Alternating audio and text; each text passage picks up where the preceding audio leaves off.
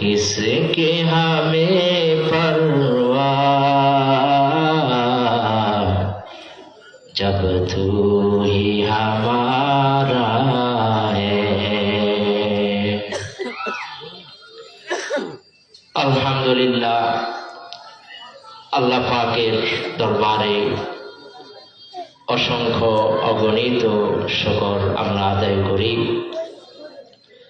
যে আল্লাহ তাআলা দয়া মায়া করে মহব্বত করে ভালোবেসে দুনিয়াবি কাজ কারবার থেকে আমাদেরকে ফারেক রেখে আল্লাহ পাকের হুকুম নামাজ আদায়ের পরে আবার মহামূল্যবান আল্লাহ তাআলার দেওয়া সম্পদ দিনকে কেন্দ্র করে আবার আমরা একত্রিত হতে পেরেছি। আল্লাহ পাক বিশেষ করে আমাদেরকে অহেতুক অনর্থক কথাবার্তা এগুলো থেকে হেফাজত করেছেন। অশ্লীল কাজ কারবার, অশ্লীল দৃশ্যাবলী দেখা, আদান প্রদান করা, অশ্লীলভাবে সময় কাটানো থেকে হেফাজত করে মহতি জলসা জান্নাতি বাগানে আমাদেরকে একত্রিত হওয়ার তৌফিক দিয়েছেন। সেজন্য সকলে মহাব্বতের সাথে সমস্বরে উচ্চস্বরে কালিমাত শুকর পাঠ করি, বলি আলহামদুলিল্লাহ। সাথে সাথে আল্লাহ পাকের প্রিয় বন্ধু, প্রিয় হাবিব, আমাদের কলিজার টুকরা, আমাদের চোখের পুতুলি, আমাদের সরদার, এই উম্মতের রাহবার, ইমামুল মুরসালিন, শফিউল মুজনিবিন, রাহমাতুল আলামিন আহমদ মুজতবা মুহাম্মদ মুস্তফা সাল্লাল্লাহু আলাইহি ওয়াসাল্লামের রওজায়ে আমরা সসম্মানে দুরূদের হাদিয়া পেশ করি। মাইটবাঙ্গা ফয়জুল উলুম ইসলামিয়া মাদ্রাসার উদ্যোগে 28তম বার্ষিক মাহফিল, যেভাবে মাহফিল সম্পন্ন হওয়ার জন্য কষ্ট করেছেন, মুজাহাদা করেছেন, শ্রম দিয়েছেন, দিচ্ছেন, মাহফিল শেষ পর্যন্ত শ্রম দিয়ে যাবেন, পরামর্শ দিয়েছেন, দিচ্ছেন এবং দিয়ে যাবেন। যেভাবে এই মাহফিল যেন সুন্দরভাবে আদায় হয়, সুন্দরভাবে যেন সম্পন্ন হয়, এদিকে লক্ষ্য রেখে যেভাবে মেহনত মুজাহাদা করেছেন এবং আমরা যারা বলনেওয়ালা শুননেওয়ালা একত্রিত হয়েছি, আল্লাহ পাক আমাদের সকলের জন্য কঠিন মুসিবতের দিন, বিভীষিকাময় সেই মুহূর্ত, এ মাহফিলকে নাজাতের উসিলা হিসাবে কবুল করুন। সবাই বলি আমিন। সম্মানিত সদরের জলসা সভাপতি সাহেব, উপস্থিত আছেন হযরতে উলামায়ে কিরাম এবং ইলম পিপাসু আমার প্রিয় ছাত্র ভাইরা। আমার পূর্বে আলোচনা করেছেন এদেশের মজলুম, গরিব দুঃখী উম্মতের মজলুম জননেতা ইমামুল উলামা, ইমামুল মুজাহিদিন আল্লামা জুনায়েদ বাবুনগরী রহমতুল্লাহি আলাইহির এভাবে যিনি হযরতের জামাতা জিরি মাদ্রাসার সম্মানিত মুহাদ্দিস এবং এর পূর্বে আরো একজন যোগ্যবান হযরত উলামায়ে কিরাম, এই হযরতও আলোচনা করেছেন। বাংলাদেশ নুরানি বোর্ডের সম্মানিত যিনি দায়িত্বশীল। যাই হোক, আল্লাহ তাআলা ফয়সালা ক্রমে আপনাদের সামনে উপস্থিত হওয়ার তৌফিক দিয়েছেন। আল্লাহ তাআলার কাছে শুকর আদায় করি এবং যে সময় পর্যন্ত আমার আলোচনার ফয়সালা থাকবে সেই সময় পর্যন্ত যেন মূল্যবান কথা, উপকার হয় এমন কথা আমাকে বলার আল্লাহ পাক যেন তৌফিক দেন। সবাই বলি আমিন। মহাগ্রন্থ আল কোরআন থেকে আয়াতে কারিমা তেলাওয়াত করেছি, নবীজির হাদিস সমূহ থেকে হাদিস পেশ করেছি। আল্লাহ পাক তৌফিক দিলে আয়াত এবং হাদিস হতে আলোচনা শুরু করব।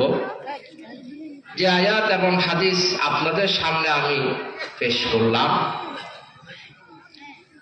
এই আয়াত এবং হাদিস হলো ইলমের বিষয়ে, দ্বীনি ইলম, দ্বীনি জ্ঞানের বিষয়ে। হযরত উলামা ইকরামগণ গুরুত্বপূর্ণ আলোচনা আমার পূর্বে করে গেছেন এবং আমার পরেও সন্দ্বীপের সুপরিচিত বক্তা, প্রখ্যাত ওয়াইজ, জননন্দিত বক্তা মাওলানা মুফতি মুজিবুল হক ফরায়েজি সাহেব বারাকাল্লাহু ফি হায়াতি, তিনিও গুরুত্বপূর্ণ আলোচনা করবেন।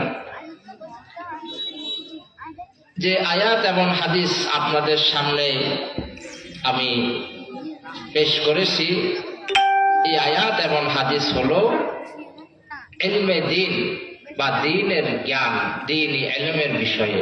কি বিষয়ে বলেন তো? দ্বীনি ইলমের বিষয়ে। আমরা মানুষ হিসাবে আল্লাহ তাআলা আমাদেরকে সৃষ্টি করেছেন এবং পৃথিবীর অন্যান্য সৃষ্টি সমূহ থেকে আমাদের দাম, আমাদের মর্যাদার ঘোষণা স্বয়ং কে দিয়েছেন বলেন তো? আল্লাহ সুবহানাহু ওয়া তাআলা। আশরাফুল মাখলুকাত আমরা বেশার কম জানি।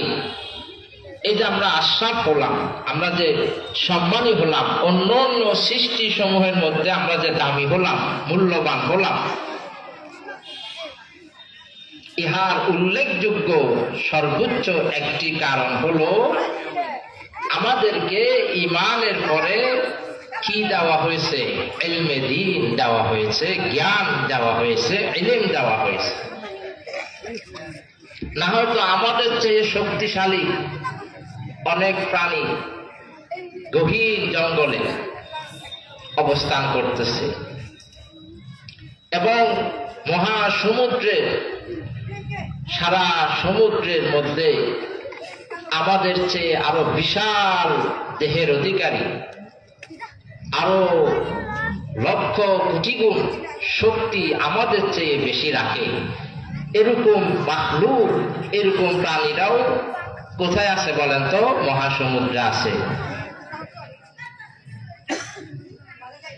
আল্লাহ পাক এত শক্তিশালী সৃষ্টি, এত শক্তিশালী প্রাণী বানানোর পরেও এবং আমাদেরকে এত ক্ষুদ্র দুর্বল করে বানানোর পরেও আমাদেরকে আল্লাহ পাক আশরাফুল মাখলুকাত, সৃষ্টি সমূহের মধ্যে সম্মানী, দামি ঘোষণা করছেন। একমাত্র কিসের কারণে ভাই বলেন তো?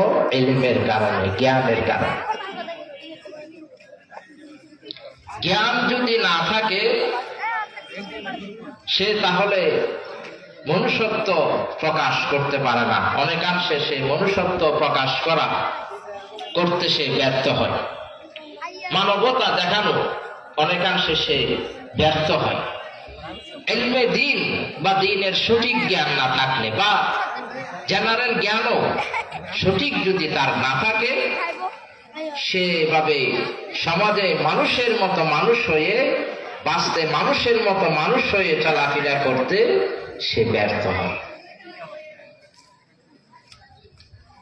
একজন মানুষ পরিপূর্ণ মনুষ্যত্ব যদি তার অর্জন করতে হয়, মানুষ হিসাবে যদি পৃথিবীতে তার বাঁচতে হয়, মানুষ যেহেতু সামাজিক জীব, সমাজে যদি একজন মানুষ মানুষের মতো চলতে হয়, তাহলে ঈমানের পরে তার কি লাগবে? প্রথমে বলেন তো ভাইরা? জ্ঞান লাগবে, ইলম লাগবে। হযরত আদম আলাইহিস সালামকে আল্লাহ পাক সৃষ্টি যখন করার ইচ্ছা করছে, আমরা বেশার কম জানি, ওলামা হযরতগণ আমাদেরকে বলেন, তখন ফেরেশতারা আল্লাহ তাআলার সৃষ্টির উপরে, কাজের উপরে অভিযোগ করে নাই, কিন্তু তারা তাদের একটা বিষয়ের উপরে ফেরেশতারা গর্ব করেছে। যেই বিষয়ের উপর তারা গর্ব করেছিল, একটু অহংকার করেছিল, সেই বিষয়ের নাম হলো ইলম বা জ্ঞান। আমার কথা বুঝতেছেন তো? মাশাআল্লাহ। ফেরেশতারা তাফসীরে তাবারীর মধ্যে আছে, ফেরেশতারা আল্লাহ পাক যখন ফেরেশতাদের সামনে নতুন সৃষ্টি, মানব সৃষ্টির যখন ঘোষণা আল্লাহ পাক দিয়ে দিলেন, ফেরেশতারা তখন বললেন, আয় আল্লাহ, আমরা তো আপনার ইবাদত করি, আপনার ইবাদত করা, আপনার গুণকীর্তন গাওয়া, প্রশংসা করাই তো আমাদের কাজ। আপনি তারপরও এত সত্ত্বেও এমন সৃষ্টি পৃথিবীতে প্রেরণ করতে চাচ্ছেন যারা পৃথিবীতে ফাসাদ সৃষ্টি করবে। ফেরেশতারা আল্লাহর কাছে অভিযোগ করে নাই, আল্লাহ আপনি আমাদেরকে বানাইছেন, আমরা তো যথেষ্ট, কি দরকার ছিল এরকম মানুষ বানানো, কেন আপনি বানাচ্ছেন? এরকম গরম স্বরে, এরকম অভিযোগের স্বরে বলেন নাই, বিনয়ের সাথে আল্লাহ তাআলার কাছে তারা এ কথা পেশ করছে। কোরআন শরীফে আল্লাহ পাক বলেন, ওয়াইজ ক্বালা রাব্বুকা লিল মালাইকাতি ইন্নী জাইলুন ফিল আরদি খলিফা। আল্লাহ পাক কোরআনের সূরা বাকারার মধ্যে হযরত আদম আলাইহিস সালামের সৃষ্টির সুন্দর বিশদ বর্ণনা সূরা বাকারাতে আল্লাহ পাক দিয়েছে। তখন ফেরেশতারা, তাফসীরে মারিফুল কোরআনের মধ্যে আছে, ফেরেশতারা আবার বলা বলি করতেছে একে অপরের সাথে, যে সৃষ্টি নতুন ভাবে আসতে যাচ্ছে, আমরা তো আল্লাহ তাআলার সৃষ্টি হিসাবে, ওনার গোলাম দাস হিসাবে আমরা ছিলাম, আসি, কিন্তু যে সৃষ্টি নতুন ভাবে কি করতে যাচ্ছে, আত্মপ্রকাশ করতে যাচ্ছে, সেই সৃষ্টি আমাদের চেয়ে বেশি জ্ঞান রাখবে না আশা করি। কেন? আমরা দীর্ঘদিন ধরে আল্লাহ পাকের গুণকীর্তন আমরা গাই, এবং বহুদিন ধরে, বহুদিন আগে আমরা সৃষ্টি হয়েছি, অনেক কিছু আমরা দেখেছি, অনেক কিছু আমরা জানি। এখন যে নতুন সৃষ্টি আসতে যাচ্ছে, সেই কিন্তু আমাদের মতো আশা করি এত কিছু জানবে না। এই কথাগুলো কারা বলা বলি করতেছিল বলেন তো? ফেরেশতারা, মালায়েকারা। এই কথাগুলো শুনছে কে? আল্লাহ। মাশাআল্লাহ, আপনারা কথা বলেন, আলহামদুলিল্লাহ, ভালো লাগে। আল্লাহ তাআলা বললেন, আচ্ছা। এরপরে আল্লাহ পাক সৃষ্টির যখন সিদ্ধান্ত নিয়ে নিলেন, তখন আদম আলাইহিস সালামকে সৃষ্টি করার পরে, রূহ ফুঁকে দেওয়ার পরে, স্বয়ং সম্পূর্ণ হয়ে যাওয়ার পরে এমন কিছু বিষয় শিক্ষা দিয়েছেন, যে বিষয়গুলো বা যে বিষয়ের নাম ফেরেশতারা জানে না। কোরআন শরীফে আল্লাহ পাক ঘোষণা করলেন, ওয়াআল্লামা আদামাল আসমাআ কুল্লাহা সুম্মা আরাদাহুম আলাল মালাইকা ফাকালা আম্বিউনি বিআসমাই হাউলাই ইন কুনতুম সাদিকিন। ক্বালু সুবহানাকা লা ইলমা লানা ইল্লা মা আল্লামতানা ইন্নাকা আনতাল আলিমুল হাকীম। এমন কিছু বিষয় আল্লাহ তাআলা হযরত আদম আলাইহিস সালামকে শিক্ষা দিয়েছেন, এমন কিছু বিষয়ের নাম আল্লাহ পাক হযরত আদম আলাইহিস সালামকে জানার জন্য তৌফিক দিয়েছেন, যা ফেরেশতারা জানতো না। আল্লাহ তাআলা যখন হযরত আদম আলাইহিস সালামকে সম্পূর্ণ রূপে সৃষ্টি করে জ্ঞান দিয়ে দিলেন, এভাবে ইলম দিয়ে দিলেন, ফেরেশতাদের একটা সভা, মিটিং, বৈঠক ডাকলেন। আল্লাহ পাক বললেন, যদি তোমরা কথায় সত্যবাদী হও, এতক্ষণ ধরে যা কিছু বলা বলি করছো, আলোচনা করছো, এই কথার উপর যদি তোমরা এভাবে সত্যবাদী হও, তাহলে এই বিষয়ের নাম, এই বিষয়ের জ্ঞানগুলো আমার আদমের সামনে, আমার সামনে তোমরা এভাবে প্রকাশ করতে থাকো। এখন আল্লাহ তাআলা এই বিষয়গুলো তো ফেরেশতাদেরকে শিক্ষা দেন, দিয়েছেন কাকে? নির্দিষ্ট বিষয়ের নাম বা বিষয়গুলো শিক্ষা দিয়েছেন হযরত আদম আলাইহিস সালাম। যেই মাত্র এই কথা আল্লাহ পাক ঘোষণা করলেন, সমস্ত ফেরেশতা, তাফসীরের মধ্যে আছে সমস্ত ফেরেশতা নিশ্চুপ হয়ে গেল। তারা বিনয়ের সাথে ভাবে মাথা নুয়ে ফেলল। আল্লাহ পাক যখন আদেশ করলেন, আদম রে, যা তোমাকে আমি শিক্ষা দিয়েছি তা তুমি এভাবে ফেরেশতাদের সভাতে তুমি প্রকাশ করতে থাকো, সমস্ত ফেরেশতাদের সামনে সুন্দরভাবে বিশদ বর্ণনা সহকারে প্রকাশ করো।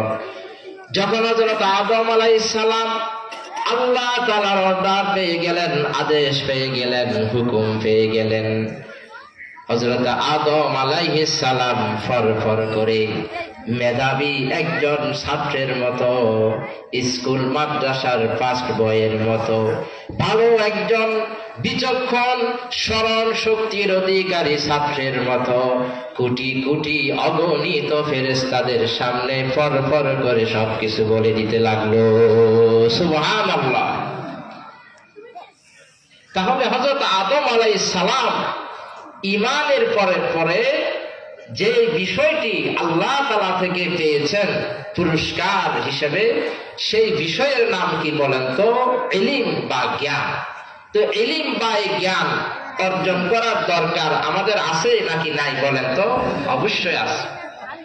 আজকে অনাকাঙ্ক্ষিত অনেক পরিস্থিতি, অনেক ধরনের দুর্ঘটনার মূলে দেখা যাইতেছে জাহালত, মূর্খতা, জ্ঞানহীনতা মানুষকে অন্ধকারে নিমজ্জিত করছে। মানুষ সঠিক সিদ্ধান্ত নিতে আজকে অনেক মানুষ, অনেক যুবক ভাই, অনেক বৃদ্ধ, অনেক মহিলা মা বোনরা জ্ঞানহীনতার কারণে সঠিক সিদ্ধান্ত নিতে তারা ব্যর্থ, ঠিক কিনা?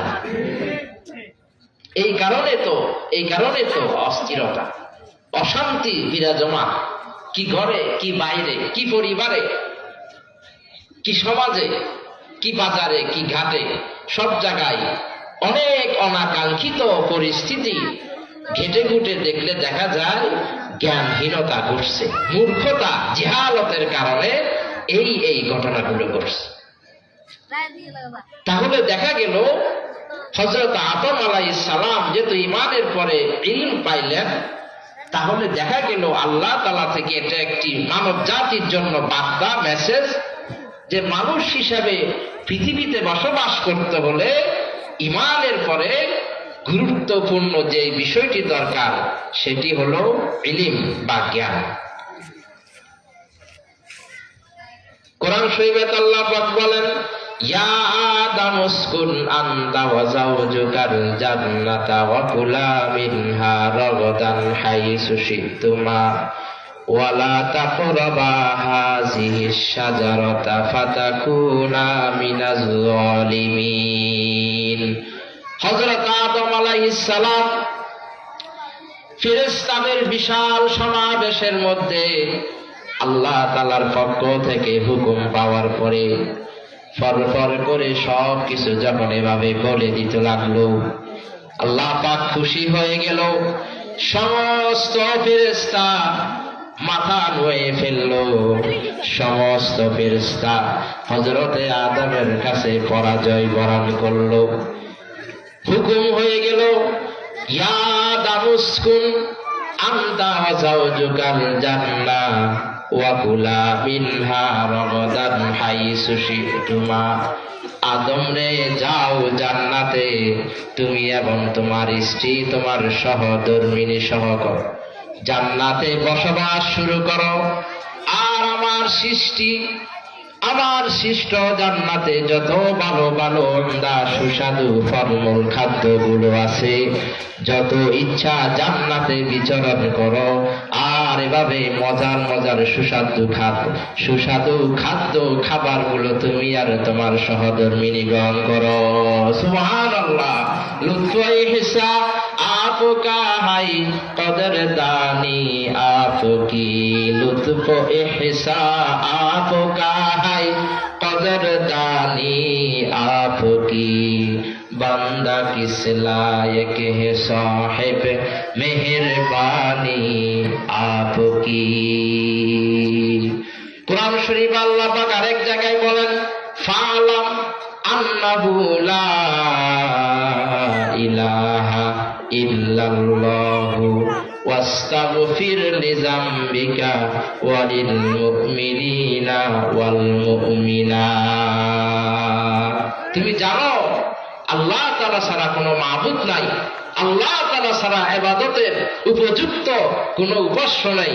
ইবাদত গুণকীর্তন প্রকাশ করা, প্রশংসা কীর্তন করার মতো পৃথিবীতে একমাত্র যিনি আছেন, উভয় জগতের সমস্ত সৃষ্টির যিনি মালিক হিসাবে ছিলেন, আছেন, থাকবেন, ওই ইবাদত করার উপযুক্ত উপাস্য আল্লাহ তাআলা ছাড়া আর কোনো কেউ নাই। আর কারো জন্য এভাবে ইবাদত, এভাবে উপাসনা করা যাবে না।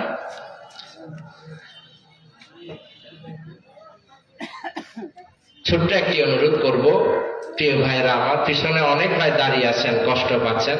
সামনে যারা আমরা আছি একটু কষ্ট করে ফাঁকা জায়গাগুলো পূরণ করার চেষ্টা করি, একটু হরকত করি, ইনশাআল্লাহ বরকত হবে। এই তো মাশাআল্লাহ, একটু আমরা হালকা একরাম করি, পিছনে ভাইদেরকে যেন সহজে যেন তারা বসতে পারে, আমরা একটু একরাম করি। আলহামদুলিল্লাহ। আল্লাহ তাআলা প্রত্যেক জনের এই ছোট এই মুজাহাদাকে কবুল করুন, আমিন। তাহলে আল্লাহ তাআলা জ্ঞানকে সম্মান দিয়েছেন, ইলমকে সম্মান দিয়েছেন। আমি আপনি কম দাম, আমরা পাপী। আমরা যদি ঈমান আনার পরে জ্ঞান অর্জন করতে পারি, ইলমে দ্বীন অর্জন করতে পারি, এবং এই ইলম অনুযায়ী যদি মৃত্যু পর্যন্ত চলতে পারি, তাহলে আমাদেরও মর্যাদা উভয় জগতে বাড়িয়ে দিবেন কে বলেন তো? আল্লাহ। তাহলে বুঝা গেল হযরত আদমকে যে আল্লাহ পাক বললেন, ফেরেশতাদের সামনে যখন প্রশ্নের উত্তর সঠিকভাবে দিয়ে দিলেন, আল্লাহ তাআলা খুশি হয়ে যে বললেন, যাও জান্নাতে গিয়ে বসবাস করো, ফলমূল সুস্বাদু খাদ্য খাবারগুলো গ্রহণ করো।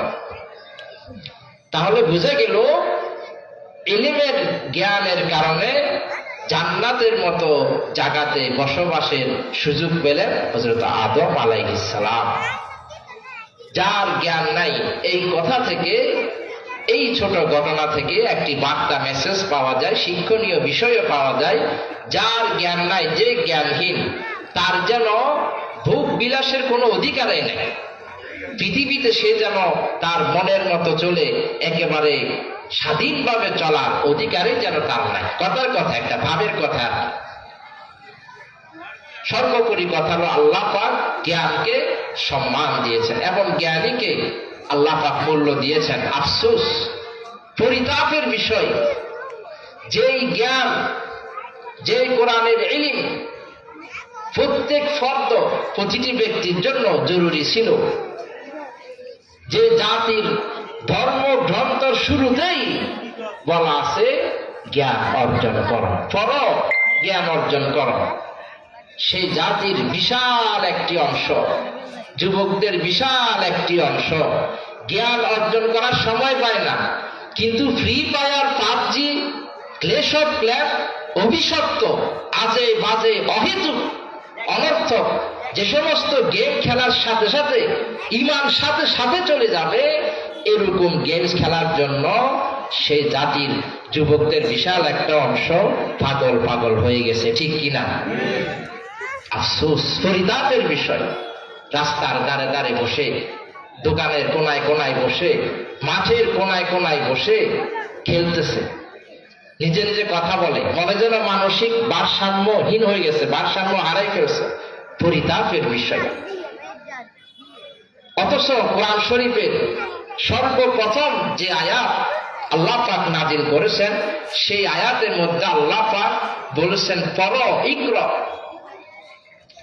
কোরআন শরীফে আল্লাহ পাক বলেন, ইকরা বিসমি রাব্বিকাল্লাযী খালাক খালাকাল ইনসানা মিন আলাক ইকরা ওয়া রাব্বুকাল আকরাম আল্লাযী আল্লামা বিল কলম।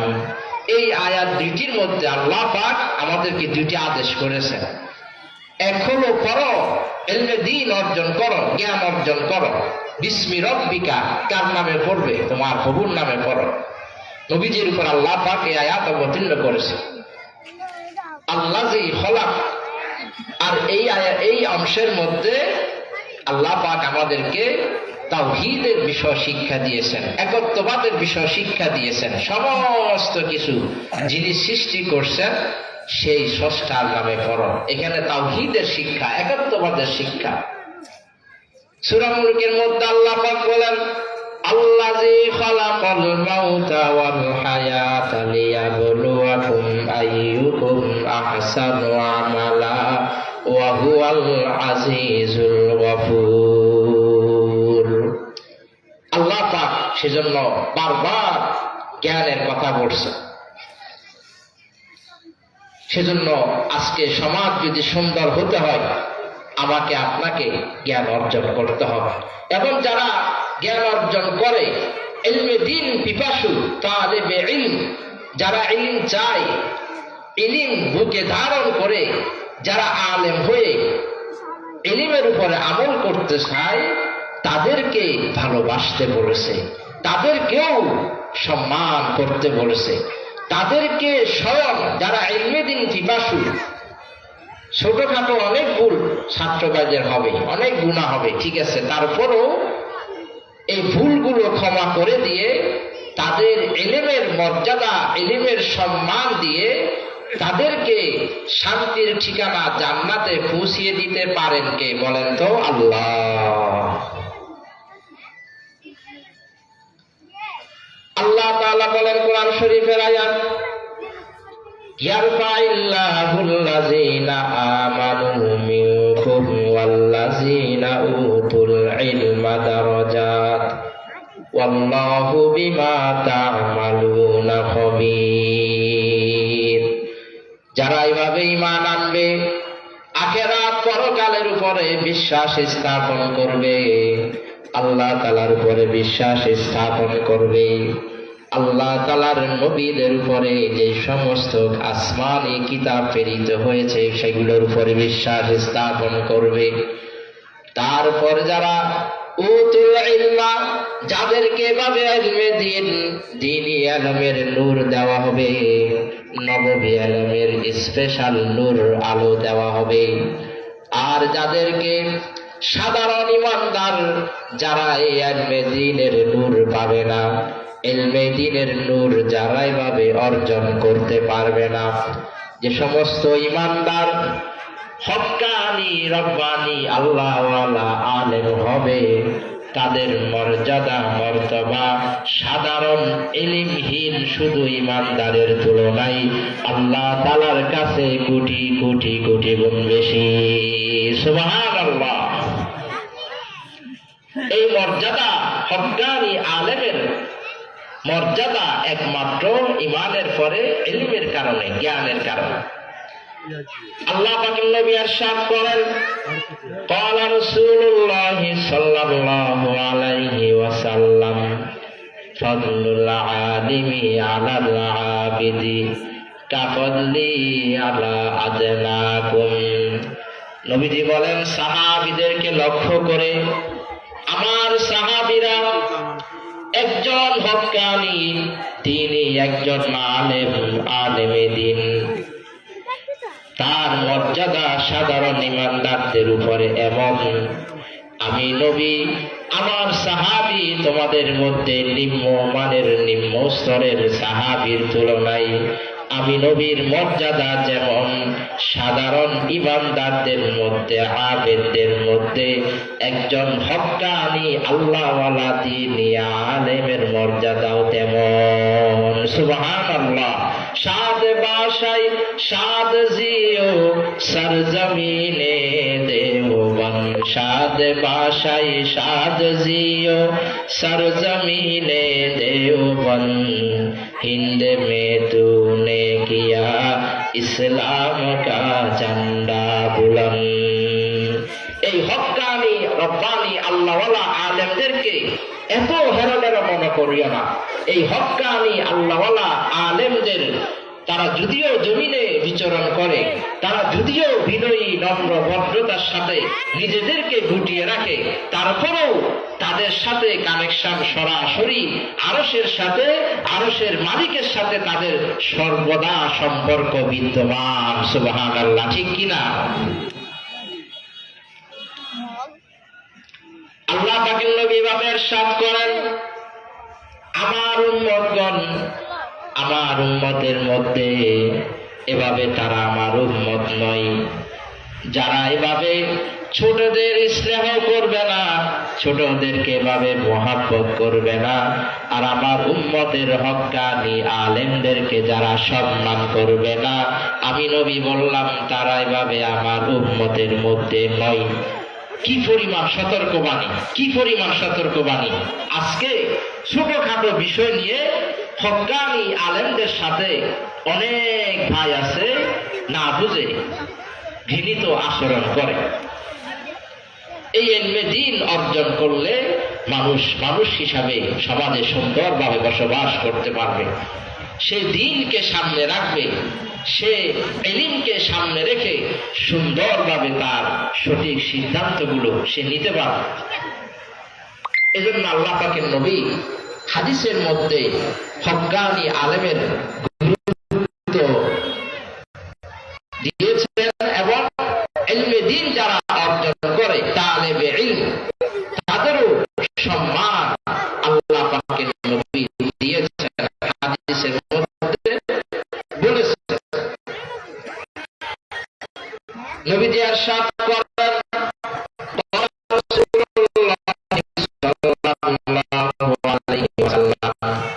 মান সালাকা তরিকান ইয়ালতামিসু ফীহি ইলমান সালাকাল্লাহু মিন তুরুকিল জান্নাহ। আমার কোন উম্মত ইলমে দ্বীন, দ্বীনের জ্ঞান অর্জনের জন্য কোন পথ যদি এভাবে অবলম্বন করে, কোন রাস্তা যদি সেভাবে অবলম্বন করে আর অবলম্বন করার পরে দ্বীন ইলম অর্জন করে, আল্লাহ তাআলা তার জন্য খুশি হয়ে জান্নাতের রাস্তা সমূহের মধ্যে হতে একটি রাস্তা তার জন্য সহজ সহজ করে দিবেন। সুবহানাল্লাহ। হাদিসের মধ্যে আছে ইলমে দ্বীন আল্লাহ তাআলা তাকে দান করবে। সুবহানাল্লাহ। উস্তাদ একবার বললেন, দুইবার বললেন, তৃতীয়বারের সময় উস্তাদ তাকে বললেন, আচ্ছা বলো তো, তুমি তো ভালো ছাত্র, মুআদ্দব, বিনয়ী ছাত্র, আদর্শবান ছাত্র, তুমি আমাকে কথা দাও, কিন্তু কথা রাখতে পারো না কেন? তুমি তো কথা না রাখার মানুষ না, কথা রাখার মানার মানুষ। সেই ছেলে উস্তাদকে বলে, প্রিয় উস্তাদ, প্রতিদিন সবার আগে আগে এসে ক্লাসে সবার সামনের বেঞ্চে টেবিলে আমি বসার চেষ্টা করি। সামনের বেঞ্চে বসার জন্য বাড়ি হতে আমি অনেক আগে আগে বের হই, রওনা দিই। আমি যখন ঘর হতে বের হই, যখন আমার বিদ্যালয়, আমার মাদ্রাসাতে আসার চেষ্টা করি, বাড়ি থেকে যখন এভাবে আসতে যাই, যতবার রাস্তায় পথে আমি কদম ফেলি, আমার পা ফেলি, আমার পায়ের নিচ হতে, কদমের নিচ হতে বিদ্যুতের মতো আলো চমকায়। সুবহানাল্লাহ। সেই ছেলে আল্লাহ তাআলা এই ছোট বাচ্চা, এই ইলমে দ্বীন তলবকারী, এই তালেবে ইলম ছোট বাচ্চাকে আল্লাহ তাআলা চর্মচক্ষে দেখিয়ে দিয়েছেন।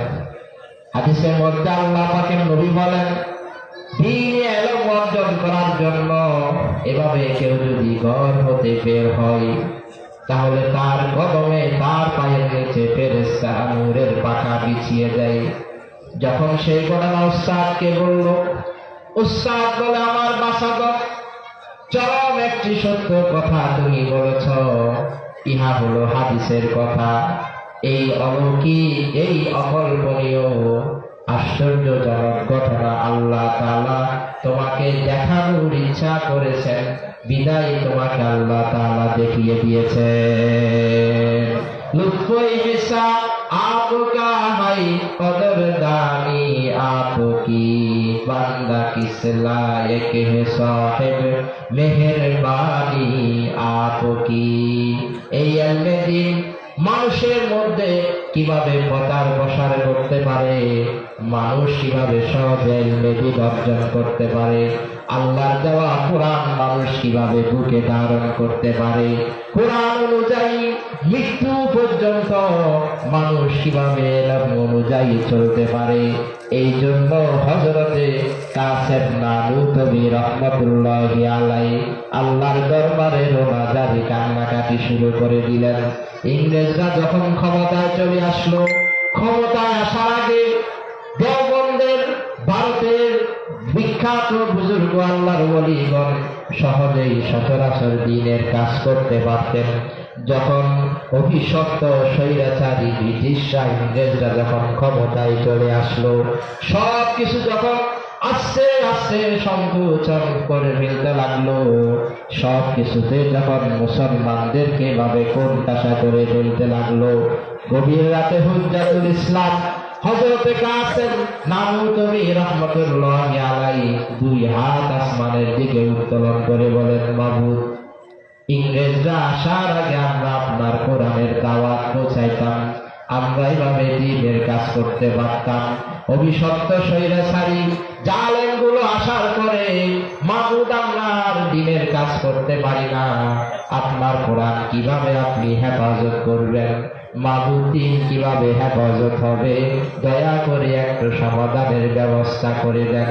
হযরতে কাসেম নানুতবী রাহমাতুল্লাহি আলাইহি এভাবে দোয়া করতেছেন, কায়িম অনুবাক্য নিয়ে দোয়া করতেছেন। আল্লাহ পাকের নবীর কথাগুলো বলে বলে দোয়াতে তিনি এভাবে কান্নাকাটি শুরু করে দিলেন। হঠাৎ আল্লাহ তাআলা তার অন্তরে কাষ্ঠ করে দিলেন, অন্তরে ঢেলে দিলেন। কাসেম নানুতবী, তোমার রোনাজারি, তোমার কান্না আমার আরশ পর্যন্ত স্পর্শ করেছে। আমি তোমাকে কথা দিলাম, এই থেকে কিয়ামত পর্যন্ত মাদ্রাসার মাধ্যমে আমার কোরআন, আমার দ্বীনকে আমি আল্লাহ হেফাজত করব। সুবহানাল্লাহ।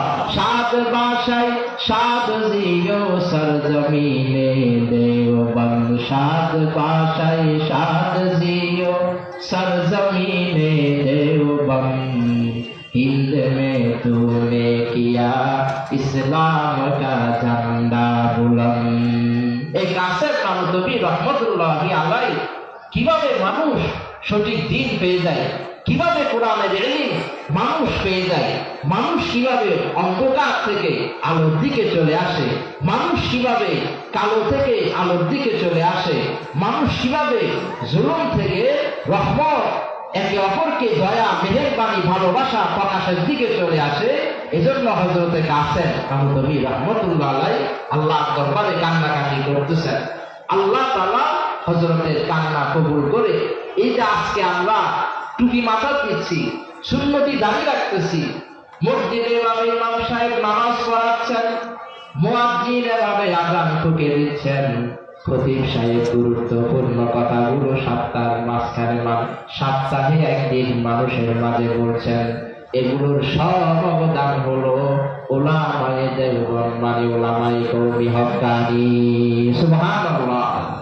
এটা অনেকে অস্বীকার করবে। এই যে আজকে মাহফিলের মাঠ, ওয়াজের ময়দান সারা বাংলাদেশে আমাদের ঘরানার হোক, অমুক মতাদর্শের হোক, অমুক দলের হোক, অমুক আমিরের অনুসারী হোক, যাই হোক না কেন, যেই বা যারা এভাবে ওয়াজ করতেছে, এই ওয়াজের ময়দান, ওয়াজের মাঠ যাদের দ্বারা আমরা পেয়েছি, সারা বাংলার মানুষ পেয়েছে, তারাই হলো একমাত্র ওলামায়ে দেওবন্দ, দেওবন্দি ওলামাগণ, ওলামায়ে হক্কানি। ঠিক কিনা? ইতিহাস সাক্ষী। ওলামায়ে দেওবন্দি, দেওবন্দিদের জীবনীর মধ্যে এই ইতিহাসগুলো জল জল করে এখনো জ্বলছে। হযরত কাসেম নানুতুবি রহমাতুল্লাহি আলাইহি যখন দেখলেন মাদ্রাসা প্রতিষ্ঠা করার পরে, যখন দেখলেন এভাবে ছাত্রদের খানা পিনার ব্যবস্থা নাই, মাদ্রাসায় যারা এভাবে ওলামা হযরতরা উস্তাদরা পাঠদান করবে, তাদের নানুতুবি রহমাতুল্লাহি আলাইহি সকাল থেকে সন্ধ্যা পর্যন্ত সারাদিন এভাবে মাদ্রাসার মধ্যে সময় দিতেন। আর যখন এভাবে অন্ধকার রাত নেমে আসতো, ওলামার ড্রেস খুলে মাদ্রাসার ইউনিফর্ম, নবীজির সুন্নতি লেবাস জুব্বা টুপি খুলে দেওবন্দ রেল স্টেশনে শ্রমিকের পোশাক পরে মানুষের বোঝা বহন করে, সেই বোঝা বহনের পারিশ্রমিক প্রতিদান টাকাগুলো দিয়ে মাদ্রাসার ছাত্রদের খাবার ওস্তাদের বেতনের ব্যবস্থা করছে। আলহামদুলিল্লাহ। কেমন কষ্ট! যখন এই পরিস্থিতি হয়ে গেল, হযরত কাসেম নানুতুবি রহমাতুল্লাহ আলাইহি নিজের সম্মানকে, নিজের মর্যাদাকে মাটি দিয়ে, নিজের যে খ্যাতি সেটিকে না দেখে তিনি এভাবে শ্রমিকের ভূমিকা রাখলেন। এমনি না আসে নাই, এমনি এই দিন আমাদের পর্যন্ত আসে নাই। হুজুর পাক সাল্লাল্লাহু আলাইহি ওয়াসাল্লামের কুরবানি ছাড়া, সাহাবা আজমাইনদের জীবন বাজি রেখে কুরবানি ছাড়া, ওলামায়ে কওমি, ওলামায়ে হক্কানি, ওলামায়ে দেওবন্দীদের কুরবানি ছাড়া এশিয়া মহাদেশে দিন এমনি না আসে নাই। এত সহজ। একদিন এভাবে রেল স্টেশনে যখন তিনি বোঝা বহন করতেন প্রতিদিন, একদিন এভাবে তিনি দেখলেন একজন পাদ্রী, সব মানুষ, অনেক মানুষের বোঝা তিনি এভাবে বহন করতেন। একদিন বোঝা, মানুষের সামানা সাধারণের তুলনায় একটু ভারী হয়ে গেল। একটু কি হয়ে গেল বলেন তো? ভারী হয়ে গেল। এখন এই বোঝা আমার থেকে যখন বেশি ভারী হয়ে গেল, তখন তিনি বোঝা এক পাশে রেখে দুহাত আসমানের দিকে তুলে দিলেন, আর এভাবে অশ্রু বিসর্জন দিয়ে মালিককে বিড়বিড় করে বলতেছেন, আয় আল্লাহ, আমি কাসেম এভাবে প্রতিদিন রাত্রে বোঝা বহন করি, আর ফজরের নামাজ জামাতের সাথে আমি মাদ্রাসায় গিয়ে পড়ি। আমার ছাত্র, আমার মাদ্রাসার কোন ওস্তাদ এই কথা জানতো না, দেওবন্দের অনেক মানুষ জানতো না, পৃথিবীর অনেক মানুষ জানে না। আজকে এই বোঝা অনেক বেশি ভারী হয়ে গেল, মনে হয়তো আমি এই বোঝা বহন করার পরে ফজরের জামাত দেওবন্দ মাদ্রাসায় গিয়ে পড়তে পারবো না। যখন মোনাজারি করে এই কথাগুলো দোয়াতে বলল, বোঝার মালিক, সামানার মালিক ইহুদির পাদ্রী শুনে গেল। সেই ছিল এলাকার পাদ্রী। সে বলল, তোমার নাম কি? হযরত কাসেম হুজ্জাতুল ইসলাম আল্লামা কাসেম নানুতুবি রহমাতুল্লাহি আলাইহি বললেন, আমার নাম হলো কাসেম। পাদ্রীর আর বুঝতে বাকি রইল না। সারা ভারতের আনাচে কানাচে যার নাম আমি শুনতে পাচ্ছি, তুমি নাকি সেই কাসেম, তোমাকে আমি কিভাবে, আমার বোঝা সামানা তোমার মাথা আমি উঠাই দিলাম। আল্লাহু আকবার। কেমন কষ্ট! ইহুদির পাদ্রী বলতে লাগলো, কাসেম, শুনছি একটা মাদ্রাসা দিছো, একটি দ্বীনি শিক্ষা প্রতিষ্ঠান দিয়েছ, আমাকে আজকে ভাবে জিন্দা কোরআন দেখাতে হবে, জীবিত কোরআন আমাকে দেখাও। হযরত কাসেম বলল, পাদ্রী মশাই, আমার সাথে আসো, আজকে তোমাকে ভাবে জিন্দা কোরআন দেখাবো। রাতের গভীরে 3:30 4টা যখন বাজলো, হযরত কাসেম বলতে লাগলো, ছাত্র আমার গুলো মনে হয় এখন উঠবে। আমার আপনার ছেলেরা, আমার আপনার ভাই শীতের ভোরে বিদেশি কম্বল এভাবে পরিয়ে আরামে তারা ঘুমিয়ে দিবুল, কিন্তু মাদ্রাসায় ছোট ছোট যে ছাত্রগুলো আছে, এই কঠিন কনকনে শীতের মধ্যে তারা উযু করে কোরআন শরীফ তারা পড়তেছে। আল্লাহু আকবার। আল্লামাল কোরআন খলাকাল ইনসান আল্লামাহুল বায়ান। হযরত কাসেম পাদ্রী মশাই, জিন্দা কোরআন দেখাও। মাদ্রাসার যখন রুমে গেলেন, দেখলেন এভাবে কিছু ছাত্র কোরআন পড়তেছে। পাদ্রী মশাইকে দেখিয়ে বললেন, ওই যে দেখা যায় ফাঁকের মধ্যে ওই রুমের মধ্যে আমার ছাত্ররা কোরআন পড়তেছে। একজনকে ডাকলেন, সে শুরু করে দিল, আর রহমান আল্লামাল কোরআন খলাকাল ইনসান আল্লামাহুল বায়ান ইন্নাহু লাকুরআনুন কারীম ফি কিতাবিম মাকনুন ইয়াসিন ওয়াল কুরআনিল হাকীম ইন্নাকা লামিনাল মুরসালিন আলা সিরাতিম মুস্তাকিম। যখন সেই দেওবন্দ মাদ্রাসার হেফজ বিভাগের ছাত্র যখন মধুর সুরে সুললিত কণ্ঠে কোরআন তেলাওয়াত শুরু করে দিল, পাদ্রী নিচের দিকে তাকিয়ে অশ্রু বিসর্জন দিচ্ছে।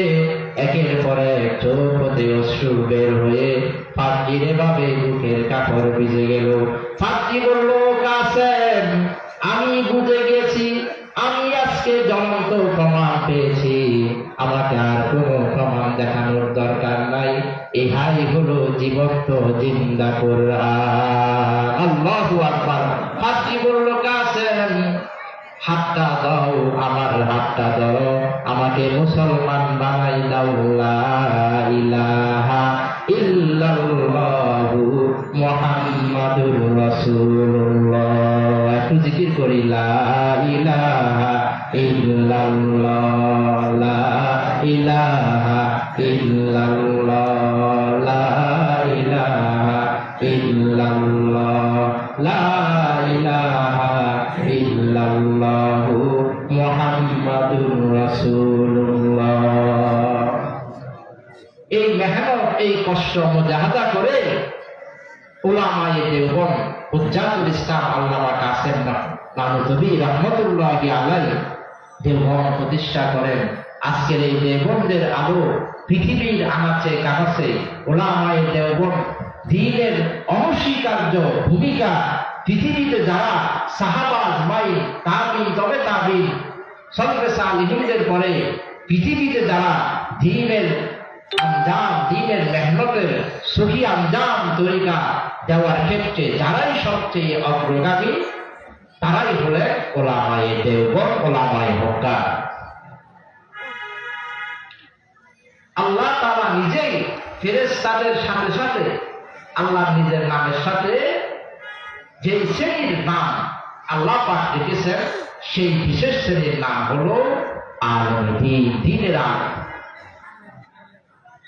এখানে যদি ধরেন কোন একজন বড় দায়িত্বশীল, সে যদি আব্দুর রহিম আব্দুল করিমকে এসে বলে, তোমার নাম আমার সাথে থাকবে, তোমার কাজকর্ম কথাবার্তা আমার ভালো লাগে, আমার বিভিন্ন পোস্টারে তোমার নাম থাকবে, তাহলে এই যে নামটা থাকবে, একজন এমপি এসে যদি এই কথা বলে, তাহলে সাধারণদের তুলনায়, সাধারণ এলাকার মানুষের তুলনায় এই আব্দুর রহিম আব্দুল করিমের দাম আগের চেয়ে একটু বাড়ি যাবে না? কি বলেন? অবশ্যই বাড়ি যাবে, আগ থেকে একটু অবশ্যই বেড়ে যাবে।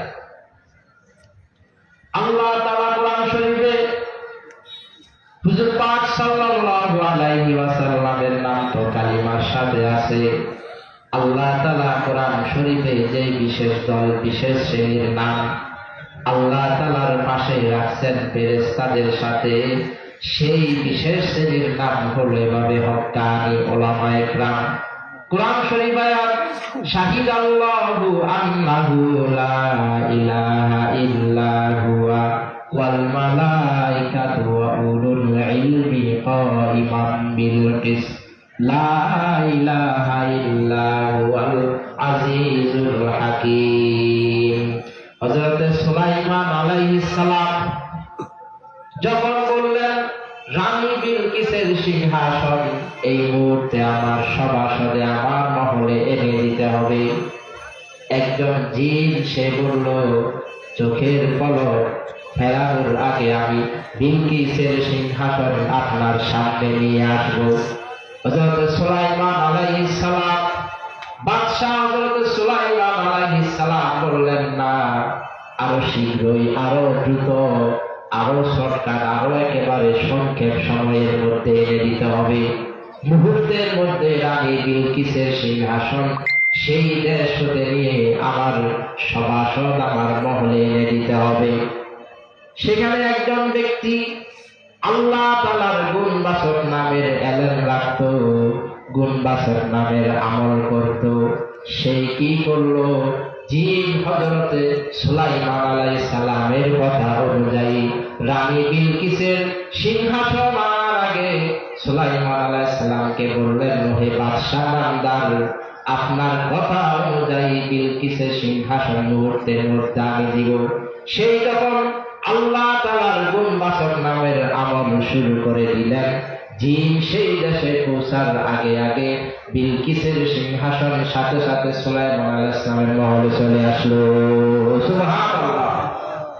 এই যে মুহূর্তে যে আমলের দ্বারা, যার আমলের দ্বারা রানী বিলকিসের সিংহাসন চলে আসলো, সেই ব্যক্তি সাধারণ ব্যক্তি ছিল না, সেই ছিল হযরতে সুলাইমান আলাইহিস সালামের খলিফা, একজন আলেম দ্বীন, একজন আলেম, হক্কানি আলেম হতে হবে, দুনিয়াদার নয়, উসুল মোতাবেক চলনেওয়ালা হক্কানি আলেম হতে হবে। তার দ্বারা এভাবে আলোচনা হাদিসের মধ্যে আছে, হক্কানি দ্বীন আলেম যারা, দ্বীন আলেমের অধিকারী, দ্বীন আলেম অর্জন যারা করেছে, সেই মোতাবেক করে যারা চলে, তাদের জন্য লা ইয়াস্তাগফিরু লাহু মান ফিস সামাওয়াতি ওয়াল আরদ হিনা জাওফিল মা। একজন হক্কানি দ্বীনের জ্ঞানী, দ্বীনের ইলম অর্জনকারী আলেমের জন্য আসমানে যা কিছু আছে এবং জমিনে যা কিছু আছে, এবং জমিনের গর্তের মধ্যে যা কিছু আছে, এবং মহাসমুদ্রের মধ্যে অতল গহ্বরে যা কিছু আছে, সমস্ত কিছু একজন হক্কানি আলেমের গুনাহ মাফ করার জন্য আল্লাহ তাআলার কাছে দোয়া করতে থাকে। সুবহানাল্লাহ! এই জ্ঞান মানুষের লাগবে। জ্ঞান হলো মানুষের মেরুদণ্ড, শিক্ষা মানুষের মেরুদণ্ড, আর শিক্ষা ছাড়া জ্ঞানহীনতা হলো মানুষের ক্যান্সার। আফসোস, পরিতাপের বিষয়, আফসোসের বিষয়, যেই ধর্মের অনুসারীদেরকে প্রথমে আদেশ করা হয়েছিল দ্বীন অনুযায়ী চলার জন্য জ্ঞান অর্জন করা, সেই ধর্মের অনুসারীদের বিশাল একটি অংশ জ্ঞান অর্জন না করে অভিশপ্ত ফ্রি ফায়ার, পাবজি, ক্লেশ অফ ক্ল্যান, আজে বাজে অহিতুক অনর্থ এই গেমগুলো কিভাবে খেলবে, গেম খেলার যোগ্যতা অর্জন করে। নাউযুবিল্লাহ। বাবা মানে না, মার কথা শুনে না, বড় ভাই বোনের কথা শুনে না, কোন মুরব্বীর কথা তার দ্বারা না, শুধু আছে হই হই রই রই, সকাল থেকে রাত পর্যন্ত জীবনের হায়াত মূল্যবান সময় শেষ, আফসোস পর্যন্ত নাই, পরিতাপ, অনুভূতি, অনুশোচনা, এগুলো পর্যন্ত জাতির অনেক যুবক থেকে উঠে গেছে। নাই, কি করতেছি, কি হবে, কি হচ্ছে, কি করার জন্য আসছি, হায়াত কেন, জীবন কেন, এই প্রশ্ন ঘুরপাক খায় না।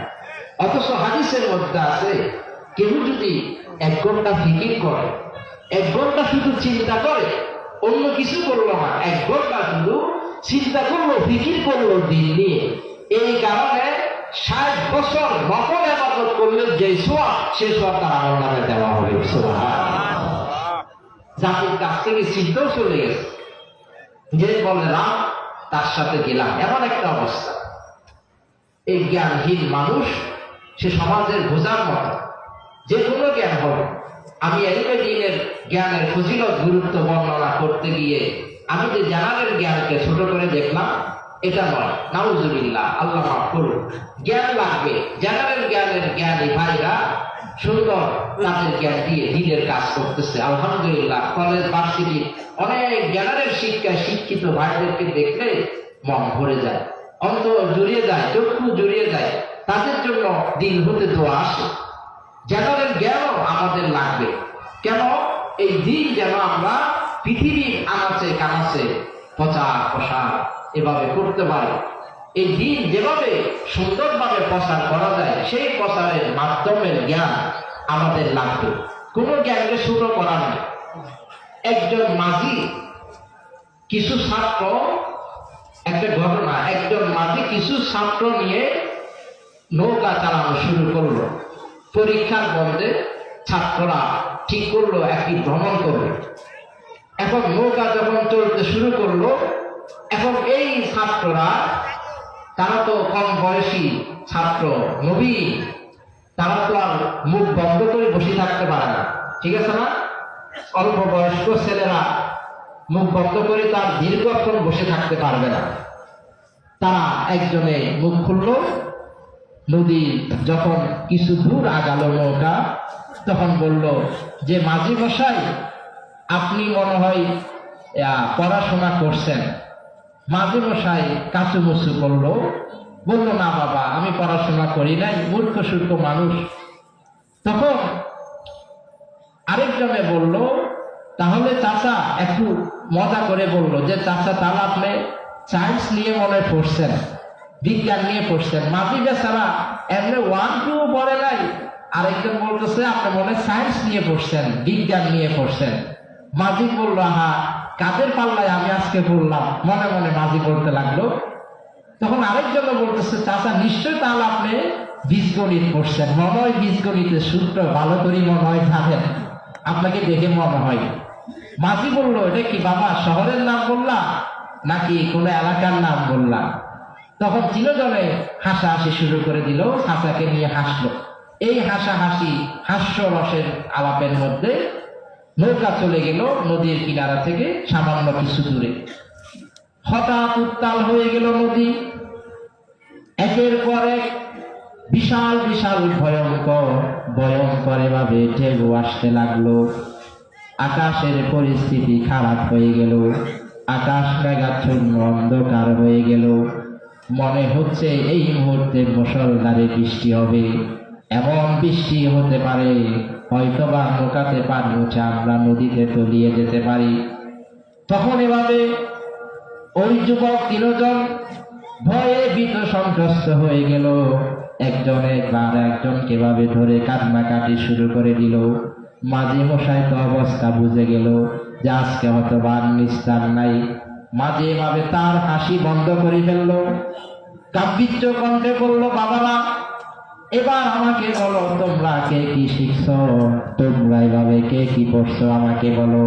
তারা বলল, চাচা, এখন তো আর মস্কারি করার কথা বলার সময় নাই।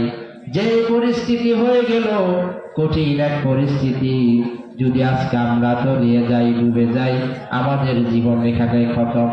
মাঝি বলল, কি কি শিখছো আমাকে ফিরিস্তি দাও। তখন এভাবে তারা এটা সেটার ফিরিস্তি দিতে লাগলো। তারা বলল, আমি এই শিখেছি, সেই শিখেছি, এই করেছি, সেই করেছি। মাঝি চাচা বলল, আহারে বাবারা, আমি পড়াশোনা করি নাই, আমাকে নিয়ে হাসাহাসি করলাম। আমি তো আমার জীবনের 40 বছর খুয়াইলাম, শেষ করলাম। আমি এখন দেখতেছি এই মুহূর্তে তোমরা সারা জীবনটা এই মুহূর্তে খুয়ে দিবে, শেষ করে দিবে। কিভাবে? আজকের এই মহাপ্রলয়নকারী এই ঝড়, এই জলোচ্ছ্বাস, এই ভয়ঙ্কর ঢেউ যদি আমাদের নৌকাকে স্পর্শ করে জোরে ধাক্কা দেয়, আমাদেরকে যদি নদীতে ফেলে দেয়, তলিয়ে দেয়, তাহলে বাঁচার জন্য যে শিক্ষাটা দরকার ছিল সেই শিক্ষার নাম হলো সাঁতার। সেই শিক্ষার নাম কি বলেন তো? সাঁতার। এই সাঁতারের শিক্ষা তো বাবারা তোমরা শিখলা না। আমি তো আমার 40 বছর শেষ করলাম, এখন তো দেখতেছি তোমরা সারা জীবন শেষ করে দিবা এই মুহূর্তে। কি হবে উপায়? কি হবে? এজন্য কোনো জ্ঞানকে ছোট করে দেখার সুযোগ নাই। জ্ঞান মানুষকে আশার আলো দেখায়, জ্ঞান মানুষকে সুন্দর পথ দেখায়, জ্ঞান মানুষকে সুন্দর সঠিক সিদ্ধান্ত নেওয়ার জন্য মানুষের ব্রেনে, মানুষের এভাবে সত্তার মধ্যে কাজ করে। সেজন্যই তো বলছে শিক্ষা জাতির মেরুদণ্ড, আর জেহালত, মূর্খতা, জ্ঞানহীনতা জাতির ক্যান্সার। এই আমাদের মেরুদণ্ড আজকে আমরা ভেঙে দিয়েছি। শুধু অনলাইনে শো আপ শুধু শোয়া কার থেকে কে বেশি খুব তাড়াতাড়ি শীঘ্রই ভাইরাল হয়ে যেতে পারবে, শুধু এই প্রতিযোগিতা। অথচ আমাদের ওলামায়ে কেরামগণ, হক্কানি আল্লাহওয়ালা আলেমগণ শুধু নিজেদেরকে কিভাবে গুটিয়ে রাখবেন, আল্লাহর ওলি কিভাবে নিজেদেরকে গুটিয়ে রাখবেন, শুধু এই চিন্তা ওনাদের ছিল। আল্লাহ ওনাদের দ্বারা কাজ নিয়েছে।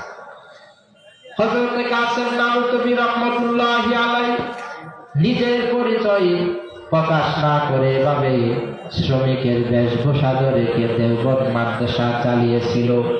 হযরত কাসেম নানুতুবি রাহমাতুল্লাহি আলাইহি যখন এভাবে পরিস্থিতি খারাপ দেখলো,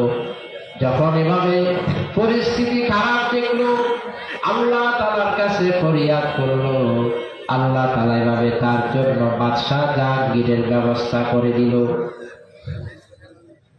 আবার এই মাদ্রাসার তালেবে ইলমদেরকে মহব্বত করলে যে আল্লাহ তাআলা তার প্রতিদান দেন, সেটার এক জ্বলন্ত ঘটনা দৃষ্টান্ত হযরতে কাসেম নানুতুবির জীবনীর মধ্যে আছে। মাদ্রাসার পাশে একদম সেলুনের নাপিত, সেভাবে মাদ্রাসার ছোট ছোট বাচ্চাদেরকে দেখলে আনন্দ করে কথা বলতো, ভালোবাসা মহব্বত তাদেরকে দেখাতো। ছাত্রদেরকে দেখলে কিছু হাদিয়া দেওয়ার চেষ্টা করত। গরিব অসহায় নাপিত মানুষ তার যেভাবে তৌফিক হয়, সেই তৌফিক অনুযায়ী ছাত্রদেরকে সে দেওয়ার চেষ্টা করত। হঠাৎ একদিন নাপিতের খবর যখন নিতে গেলেন, হুজ্জাতুল ইসলাম আল্লামা কাসেম নানুতুবি রাহমাতুল্লাহি আলাইহি নাপিতের খবর নিতে গিয়ে ভেঙে পড়লেন। শুনলেন নাপিত নাকি মারা গেছে। হযরতে কাসেম নানুতুবি রাহমাতুল্লাহি আলাইহি খুব ভেঙে পড়লেন। চেহারা কালো হয়ে গেল, চেহারা মলিন হয়ে গেল, চেহারার মধ্যে বিষণ্ণতার ছাপ চলে আসলো, ভারাক্রান্ত হৃদয় হয়ে গেল, দুঃখ থাকি স্পর্শ করলো। হযরতে কাসেম নানুতুবি রাহমাতুল্লাহি আলাইহি আফসোস করে বলতে লাগলেন, আহারে, আমার বাচ্চাদেরকে এই নাপিত কত কষ্ট করে আমার বাচ্চাদেরকে, আমার ছাত্রদেরকে আদর মায়া মহব্বত করত, তাদেরকে এভাবে ভালোবাসা দেখাইতো। সে তার তৌফিকে যা হয় তা সেভাবে তাদেরকে দেওয়ার জন্য চেষ্টা করত। যখন হযরতে কাসেম নানুতুবি রাহমাতুল্লাহি আলাইহি সারাটা দিন এইভাবে যখন কাটিয়ে ফেলল, রাতের গভীরে যখন হযরতে কাসেম নানুতুবি রাহমাতুল্লাহি আলাইহি ঘুমাতে গেলেন, গভীর ঘুমে স্বপ্নের মধ্যে ওই সেলুনের নাপিতকে দেখতে পেলেন। নাপিত সালাম দিয়ে হযরতে কাসেমকে এভাবে সংবর্ধনা দিলেন। হযরতে কাসেম নানুতুবি রাহমাতুল্লাহি আলাইহি আশ্চর্য হয়ে জিজ্ঞেস করলো, ওহো নাপিত ভাই, তুমি না হিন্দু ধর্মের লোক ছিলে, তুমি না সনাতন ধর্মের লোক ছিলে? সনাতন ধর্মের লোক হওয়া সত্ত্বেও আমার মাদ্রাসাকে তুমি ভালোবেসেছ, মহব্বত করেছ, আমাকে ভালোবাসতে, আমার ছাত্র আমার বাচ্চাদেরকে তুমি মায়া মহব্বত প্রদর্শন করতে, আমি তোমাকে এভাবে ইসলামের দাওয়াত দিয়ে ইসলামের সুশীতল ছায়া তলে আমি আসতে পারি নাই। নাপিত বলল, হযরত, আপনার মাদ্রাসার বাচ্চাদেরকে যতটুকু পারি ততটুকু আমি মহব্বত করতাম, ভালোবাসতাম, আপনার জন্য আমার দিলামি দয়া ভালোবাসা রাখতাম। হয়তোবা এই কারণে আল্লাহ তাআলা আমার মৃত্যুর সময় ফেরেশতাদের দ্বারা আমার মুখ দিয়ে কালিমা চালু করে দিল। সুবহানাল্লাহ, লা ইলাহা ইল্লাল্লাহ, লা ইলাহা ইল্লাল্লাহ, লা ইলাহা ইল্লাল্লাহ। এক দর্দ কা মারা রোতা হাই, এক দর্দ কা মারা রোতা হাই, জব সারা আলম সোতা হাই। নীরবে কবুর নাম জপিও তখন, অতি গভীর রজনী হয় রে যখন, নীরবে কবুর নাম জপিও তখন। তাহলে এই ইলমে দ্বীন অর্জনকারী যারা দ্বীনের জ্ঞান অর্জন করার জন্য আল্লাহর রাস্তায় বের হয় বা মাদ্রাসায় ভর্তি হয়, তাদেরকে মহাব্বত করলে, তাদেরকে ভালোবাসলে লাভ আছে নাকি ক্ষতি বলেন তো? অবশ্যই লাভ। এই লাভের প্রমাণ আল্লাহ তাআলা এভাবে দিয়েছেন। আল্লাহ তাআলা আমাদের প্রত্যেককে হক্কানি আল্লাহওয়ালা আলেমদের সোহবতে যাওয়ার, হক্কানি আল্লাহওয়ালা আলেমদের মর্যাদা মর্তবা বুঝার, তাদের পরামর্শ অনুযায়ী চলার তৌফিক আল্লাহ পাক আমাদের সবাইকে দান করুন।